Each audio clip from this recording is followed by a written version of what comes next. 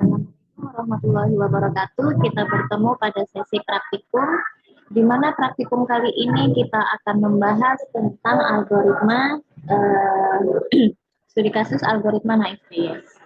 Nah, pada praktikum kali ini kita akan menggunakan Google Colab. Nah, jika kita ingin mengakses Google Colab, maka sebelumnya kita harus memiliki akun Gmail ya. Jadi jika teman-teman yang sudah memiliki akun Gmail, maka bisa langsung masuk ke dalam colabresearchgoogle.com. Nah, ini nanti di copy paste saja ke dalam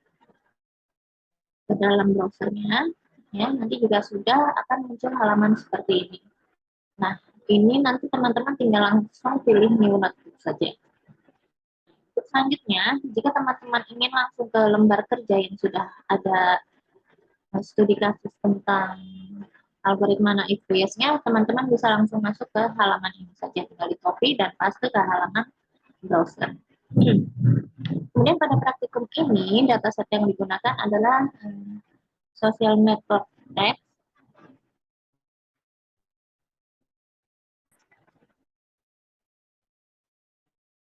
Kita masuk ke dalam lembar kerja yang sudah ada studi kasus algoritma naik Bayes-nya. Jadi yang pertama kita akan masuk ke dalam kita import terlebih dahulu library yang akan kita gunakan. Jadi yang pertama ada library pandas, di mana library pandas digunakan untuk import dataset. Kemudian selanjutnya ada library NumPy yang digunakan untuk komputasi matriks. Kemudian ada library matplotlib.pyplot yang digunakan untuk grafik. Kemudian selanjutnya kita akan melakukan import dataset.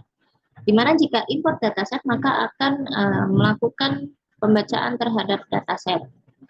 Nah, berarti datasetnya kan harus ada. Jadi sebelumnya kita harus melakukan upload dataset ke dalam session storage-nya Google Colab. Nah, di mana kita dapat melakukannya melalui menu file, kemudian file yang ada tanda panah ke atasnya, ini nama menunya upload to session storage. Nah, ini kita pilih saja di mana kita meletakkan dataset tersebut. Nah, ini kemudian kita klik open. Nah, ini di sini karena saya sudah melakukan upload duluan, maka saya akan mengklik cancel. Nah, apabila berhasil dataset tersebut diupload ke dalam session storage-nya Google Colab, maka dia akan muncul pada halaman yang di sebelah kiri. Nah, kemudian apabila teman-teman ingin melihat isi dari dataset tersebut, maka bisa double klik. Maka dataset tersebut akan muncul pada bagian sebelah kanan. Nah, kemudian untuk langkah selanjutnya, kita ambil data yang diperlukan. Di sini saya ingin mengambil age, kemudian estimated salary, dan forecast. Di mana age dan estimated salary ini berfungsi sebagai atribut yang akan saya masukkan ke dalam variabel X, ya. Di mana kolom age itu berada pada kolom kedua, kemudian estimated salary ini pada kolom ketiga. Kemudian selanjutnya saya ingin mengambil data purchase. Nah, ini nanti berfungsi sebagai class atau label yang nantinya akan saya masukkan ke dalam variabel Y, di mana purchase ini berada pada kolom yang paling terakhir. Kemudian selanjutnya kita melakukan print X untuk melihat variabel X, kita dapat menggunakan perintah print X. Nah, ini dapat menggunakan perintah print X,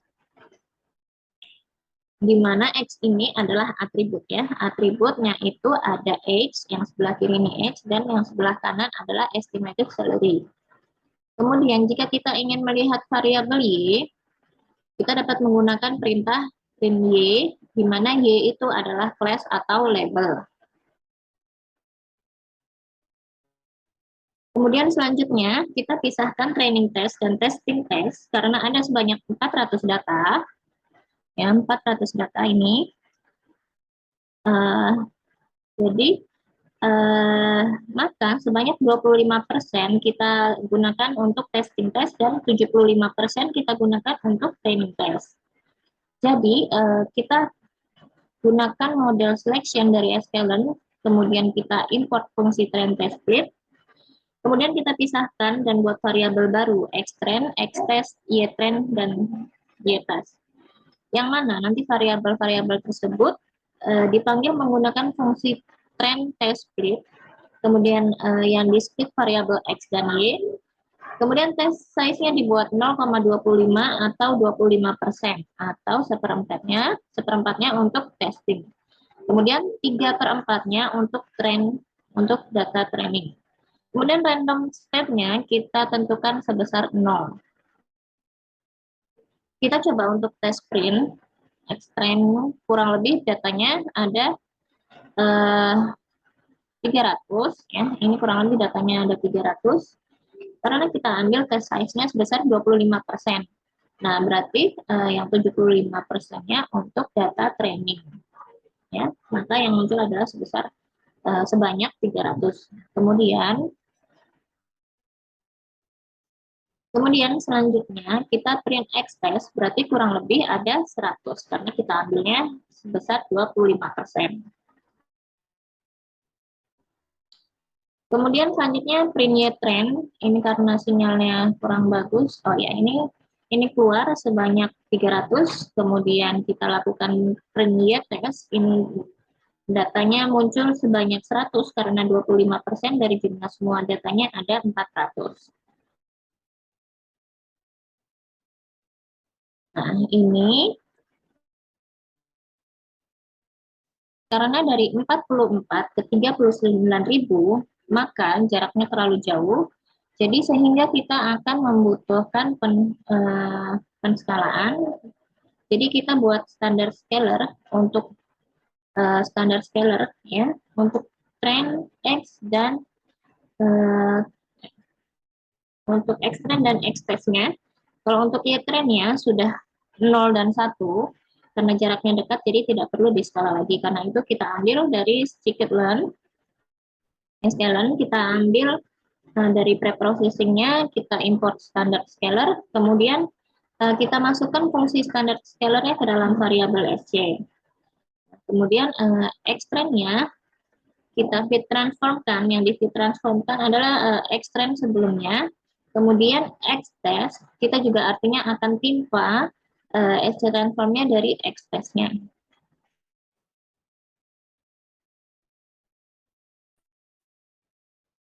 Kemudian print xtrain ini sudah dibuat skalanya, misalkan dari data yang pertama itu 0,5816, kemudian data yang kedua adalah 0,886. Itu sudah diskala dengan menggunakan standar scaler dengan jumlah datanya sebanyak 300 record data.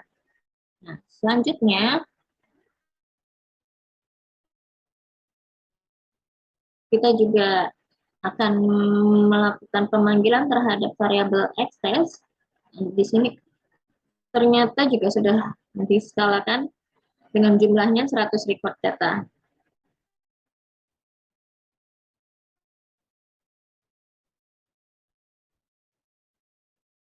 Kemudian selanjutnya kita panggil naif base-nya, kita ambilnya dari sklearn, kita panggil dari folder naif base, kita import fungsi function Gaussian naif base, di mana kita buat classifier-nya panggil function Gaussian-nya. Kemudian kita fitkan classifier yang diberikan xtrain-nya dan ytrain-nya. Jadi atribut umur dan estimasi salary yang untuk data training ada 300 dan labelnya yang 0101 juga ada 300.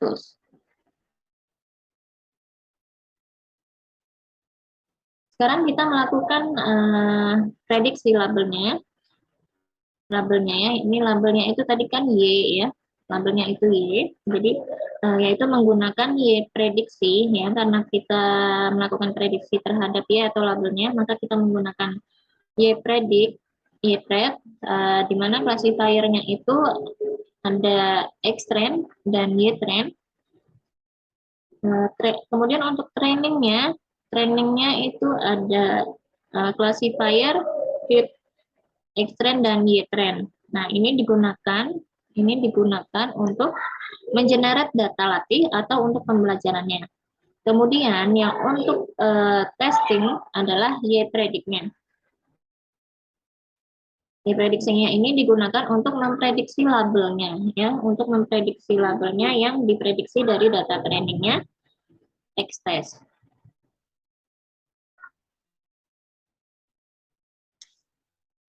Sekarang kita ingin melakukan evaluasi model prediksi ini, apakah sudah baik ataukah sudah bagus. Jadi, berapakah nilai akurasinya dengan menggunakan diagram dengan menggunakan matriks confusion matrix. Nah, kemudian yang menjadi confusion matrix adalah y-test dan y-predict. Jadi yang kita hitung adalah nilai akurasinya, berapa dari data testing terhadap data prediksinya. Yang digunakan sebagai testing dari 400, sebanyak 25%, maka sebanyak 100. Jadi yang diprediksi ini, maka hasilnya jadi yang diprediksi yes, terus kenyataannya yes, itu berjumlah sebanyak 65. Jadi yang diprediksi no, kenyataannya no, itu ada 25.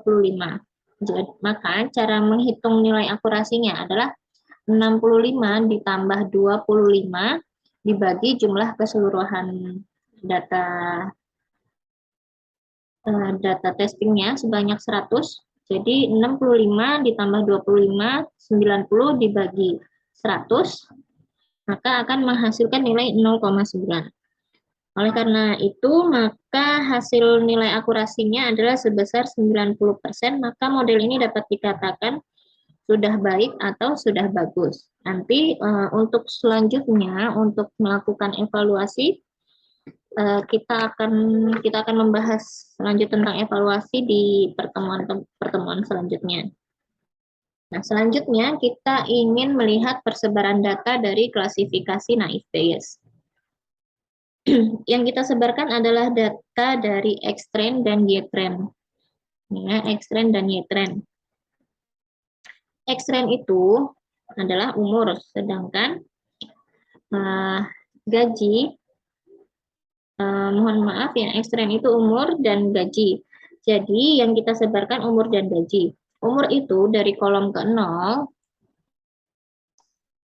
gaji itu dari kolom ke 1, sehingga kita pecahkan menjadi X1 dan X2. Kemudian kita masukkan ke dalam range pertama dan range kedua. Kita buat kontur untuk S1 dan S2. X2 untuk label pertama berwarna merah atau red, kemudian untuk label kedua berwarna green atau hijau. Kemudian kita masukkan Xlim untuk X1. Untuk X1 untuk X1 untuk umur, kemudian X2 untuk estimasi gaji. Kemudian kita enumerate ini, kemudian kita enumerate, kita buat list color mapnya ke red dan green. Kemudian dengan title dari list color mapnya itu dengan judul klasifikasi data dengan naïve Bayes atau data training, berdasarkan data training.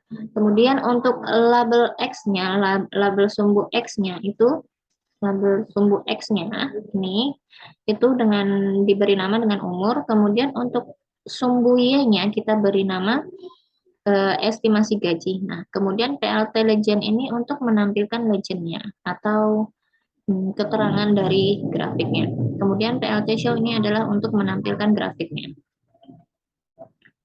Jadi dapat dilihat bahwa yang berwarna merah ini itu termasuk kelas 0. Kemudian untuk kelas yang hijau ini adalah untuk yang kelas 1.